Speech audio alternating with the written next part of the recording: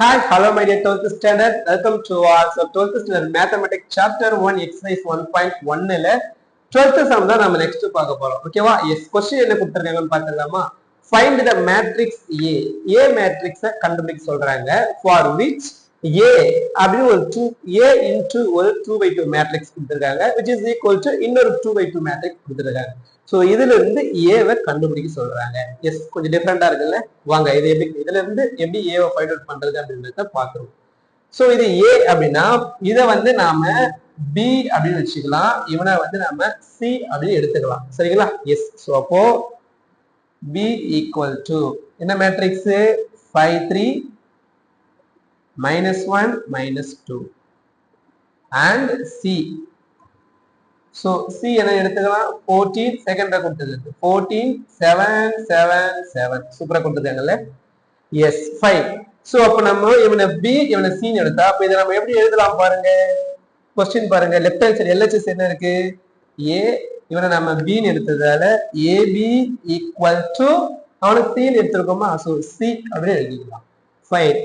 Find the matrix of A. ஏன்னு கேக்குறாங்க. So அதனால ஏவை மட்டும் வச்சுட்டு பி அந்த பக்கம் அமிச்சோம். ஏக்கு ரைட் ஹேண்ட் சைடு இருக்க டேர்ம் அந்த பக்கம் அமிச்சோம் அப்படின்னா சிக்கு ரைட் ஹேண்ட் சைடு தான் போகும். பி மல்டிபிள் இருக்கு அந்த பக்கம் போச்சுன்னா இன்வெர்ஸா போகுமா. சோ பி இன்வெர்ஸா போகும். இதுல எந்த கன்ஃபியூசிங் பிரச்சனை இல்ல உங்களுக்கு. S.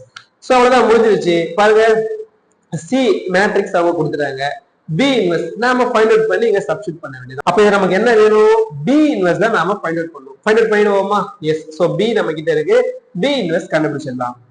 So B inverse equal to என்ன formula 1 by determinant B modulus ஸ்கூல்ல இருக்குது என்ன அட்ஜாயிண்ட் பி எழுதலாமா. எஸ் வாங்க. So 1 by determinant B determinant என்ன பண்ண போறோம் பிக்கு தானே. சோ இவங்க ரெண்டு பேரும் மல்டிபிள் பண்ண போறோமா 5 2s are -10 மைனஸ் இவங்க ரெண்டு பேரும் மல்டிபிள் பண்ண போறோம் 1 3s are 3. சோ என்ன 3 -3 ஆல்ரெடி இங்க ஒரு மைனஸ் இருக்கு அதனால +3. ஓகேவா. அது அட்ஜாயிண்ட் பி. சோ பி க்கு அட்ஜாயிண்ட் பண்ண போறோம். சோ அப்போ இந்த டயகனலை நம்ம என்ன பண்ணுவோம் இன்டர்சேஞ்ச் பண்ணுவோம். -2 இங்க வந்துரும் 5 இங்க வந்துருமா. சோ இங்க -2 5 இந்த இடத்துல வந்துரும். ரிமைனிங் இருக்க இந்த டேர்மை சைனை சேஞ்ச் பண்ணுவோம். சோ அப்போ +3 இங்க என்ன 3 ஆகும் -3 -1 இங்க 1 ஆகும் +1. ஓகே. சோ இதுல எந்த பிரச்சனை இல்ல. சோ அப்ப நமக்கு B இன்வெர்ஸ் என்ன கிடைக்குது பாருங்க.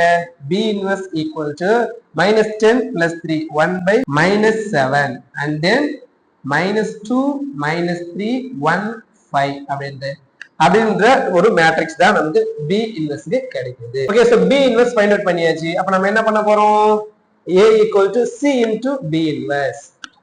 சோ அப்போ A equal to C क्वेश्चनல கொடுத்திருக்காங்க. C என்ன கொடுத்திருக்காங்க பாருங்க 14 7 7 7 C C into B inverse. B inverse நம்ம என்ன ஃபைண்ட் அவுட் பண்ணோம் பாருங்க.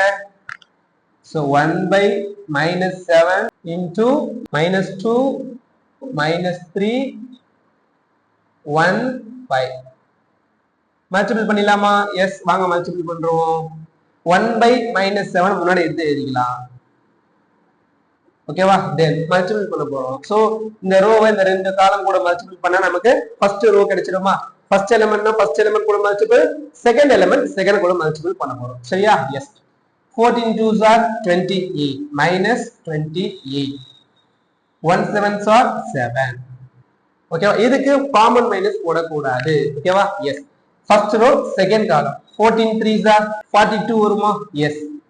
சோ மைனஸ் இருக்கிறதுல -42 7 5s are 35 சோ +35.